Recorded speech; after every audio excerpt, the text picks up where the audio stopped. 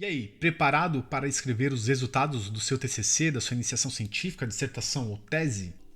Pois bem, para que você fique ciente, a escrita dos resultados ela tem que ser assim, ó, na lata, nua e crua, sem tirar e nem pôr. Isso mesmo, mente pensante.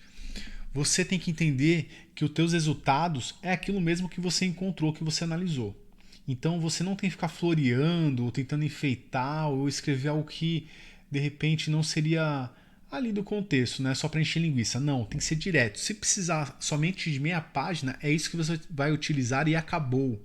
Tá? Vou te mostrar aqui como que você faz isso de uma forma bem simples. Para quem não me conhece ainda, eu sou Nando Serra, sou formado em Educação Física, sou professor universitário, tenho mestrado em Engenharia Biomédica, estou terminando meu doutorado aí, ou já terminei, depende de quando você for ver esse vídeo, né? E antes de darmos início à explicação, eu quero que você se inscreva no canal caso você não esteja inscrito, porque isso é importante para que o YouTube entenda que o conteúdo que eu estou divulgando ele é de interesse. E além do mais, no meu canal tem outros assuntos também, como saúde, atividade física, entretenimento, entre outras coisas. Então não se esquece, se inscreve aí no canal, dá o seu like, não deixe de deixar o seu comentário, beleza? Isso também é importante para eu saber como estão os vídeos, se você entendeu alguma coisa, se você tem alguma dúvida eu posso esclarecer. Então, faça isso aí, ajuda a gente e vamos ao que interessa. Como eu falei, a escrita dos resultados ela tem que ser direta, assim, na lata. Então, como que a gente faz isso? A escrita do resultado, normalmente, ela é dividida em uma seção. Ou ela também pode ser escrita junto com a discussão. O que eu não recomendo, principalmente para iniciantes. Por quê? Isso pode atrapalhar e deixar a leitura um pouco mais confusa para aqueles que ainda não têm essa experiência de fazer uma escrita científica. Utilizando os exemplos que eu já vim utilizando aí nos vídeos anteriores, eu tinha um objetivo geral que era avaliar o desempenho motor de crianças de 4 a 5 anos praticantes de futebol. E essa avaliação eu optei por fazer tanto em homens quanto em mulheres, só que separadamente. Eu não vou misturar homens e mulheres aí. Então eu vou fazer uma análise só para homens e uma análise só para mulheres. Então eu tenho 2 grupos de homens e 2 grupos de mulheres. Então optamos pelo teste T-Student. Esse teste é justamente para isso, para comparar 2 grupos somente. Então eu terei que fazer 2 análises de teste T, comparando as variáveis do desempenho motor que eu irei avaliar. Certo? Não falei que tem que ser nu e cru a escrita do resultado? Direto ali na lata? Então vamos ver isso aí na prática. Eu fiz um exemplo aqui para mostrar para vocês, que é esse aqui, ó. Então, o método que eu decidi analisar, ele me dá idade cronológica, me dá idade cronológica não, a idade cronológica eu coleto das pessoas para saber. Por que eu preciso saber da idade cronológica? Porque o desempenho motor ele tende a ter um aumento conforme a idade, principalmente em crianças aí. Então é importante eu saber a idade cronológica e fazer a avaliação dela para saber se o grupo controle ele tem uma idade maior ou menor que o grupo do futebol. Isso é de extrema importância e não pode ser esquecido. E aí eu tenho a idade motora, que aí pode me dar com mais de uma variável, tipo idade motora de equilíbrio, por exemplo, idade motora grossa ou idade motora fina, aí depende do teste que você vai avaliar. Eu só estou deixando aqui como um exemplo. E eu também tenho um quociente motor para saber se o conjunto de dados de avaliação motora que eu analisei, eles vão me dar eles me dão suporte para ter um aparato motor de qualidade ou não, ou abaixo do desejável, acima do desejável, é mais ou menos isso. Então vou utilizar essas três variáveis. Eu vou fazer o exemplo aqui só para os homens, mas também vale para as mulheres. Então nesse primeiro exemplo aqui, eu escreveria da seguinte forma. Eu fiz a análise do teste T para a idade cronológica, e aí eu vou ver se eles são mais velhos ou mais novos, a comparação entre grupos. Então eu fiz a análise lá e identifiquei nenhuma diferença. E se você não sabe como isso funciona, eu vou fazer um vídeo depois explicando com mais precisão isso, mas eu já falei alguma coisa no vídeo anterior que eu falo sobre estatística, a escrita da estatística, né, da análise de dados. Então dá uma assistida lá caso você não tenha assistido. Então, como eu não encontrei nenhum resultado significante para a diferença, eu simplesmente fui lá e escrevi isso, que no sexo masculino, porque eu tenho sexo feminino também, né? Então, olha lá, no sexo masculino, nenhuma diferença significativa foi observada na idade cronológica do grupo futebol em comparação ao grupo controle. Vocês estão vendo que não coloquei e nem tirei nada além do que eu tinha para apresentar. Tá tudo aí. O que eu preciso falar sobre a idade cronológica é isso. Mas vocês notaram que não tem nenhum dado numérico aí, nenhum dado estatístico? essa é uma opção que eu tenho para escrever. Porém, se eu faço isso, esses dados numéricos e estatísticos eu tenho que apresentar em uma tabela. Beleza? Por quê? Porque a pessoa tem que saber o que aconteceu, senão simplesmente eu lá escrevo qualquer coisa e eu não mostro qual que é a prova disso. Então, se você matou a cobra, tem que mostrar o pau. Tem até que tomar cuidado com isso, porque de repente os amantes de animais aí, que eu sou um deles também, vão querer me matar. Mas é só ditado popular aí infame. Veja bem, ó, eu tenho que fazer uma tabela. E a tabela é mais ou menos dessa forma. Vocês podem notar, ó, que aqui eu tenho um número, né? 4,6 e 0,3. 4,6 mais ou menos 0,3. O que significa isso? Esse 4,6 aqui, ó, seria a média que eu encontrei no grupo controle, a média de idade cronológica, tá? A idade que a pessoa tem ali de aniversário. E aí eu coloco mais ou menos 3, porque isso é justamente um desvio que eu tenho em relação à média. E aí eu encontrei um valor de desvio padrão de 0,3, que também é um cálculo que a gente faz, o programa também te dá isso. Depois eu vou fazer um vídeo só falando sobre esse teste, utilizando um programa gratuito bem fácil de manusear. Mas vamos focar aqui. Então isso quer dizer que as crianças têm 4,6 anos em média, mas pode chegar a 4,9 ou a 4,3 por causa desse desvio. No futebol eu já tenho uma variação aí de média de 4,7 para um desvio de 0,2, ou seja, as crianças têm em média 4,7 anos ou podem chegar até 4,9 ou até 4,5. Mais ou menos isso, tá? Não é precisamente isso, mas só para vocês entenderem.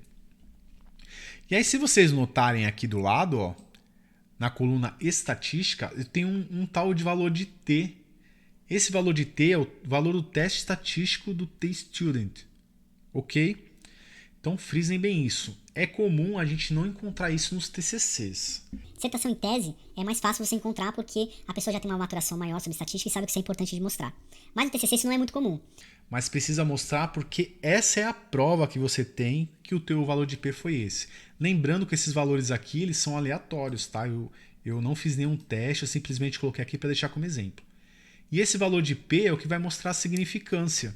Como eu venho falando nos vídeos anteriores, pelo menos no vídeo de estatística, a gente considerou um valor de P de menor que 0,05, ou seja, menor que 5%, que é o valor de erro que eu tenho de encontrar na minha amostra. Então, para que a minha amostra seja significativa, eu estou declarando que o valor de erro ele tem que ser menor que 5%.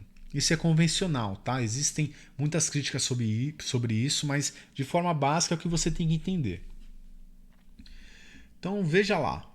Se eu encontrei 0,063, ele é maior que 0,050. Ok? Então, quer dizer que ele não teve diferença. Se eu encontrasse 0,049, aí teve diferença, porque é menor que 0,50. É mais ou menos isso, mas depois eu vou fazer um vídeo explicando melhor essa relação aí. Perfeito?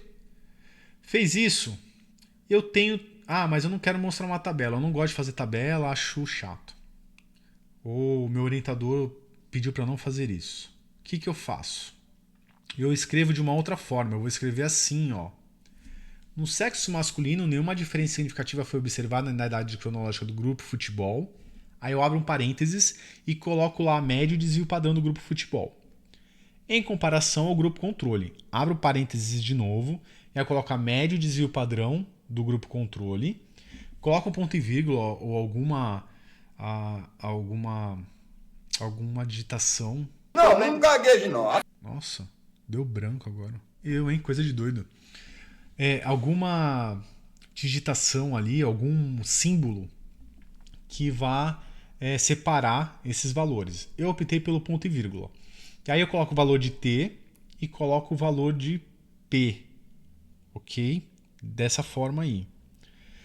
Então, eu não preciso fazer a tabela. Aliás, se eu coloco isso no texto, eu nem indico fazer a tabela. Por quê? Veja só, a tabela tem os mesmos dados da área escrita.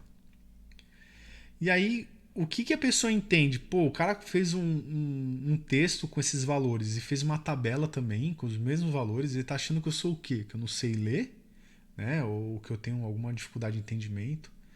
Então tem isso. Você pode fazer um gráfico também com esses valores. Mas aí o gráfico não vai ter os números, então para ilustrar ficaria legal, de repente um gráfico aí. que também depois eu vou estar falando somente sobre isso, tá bom? Mas é basicamente isso.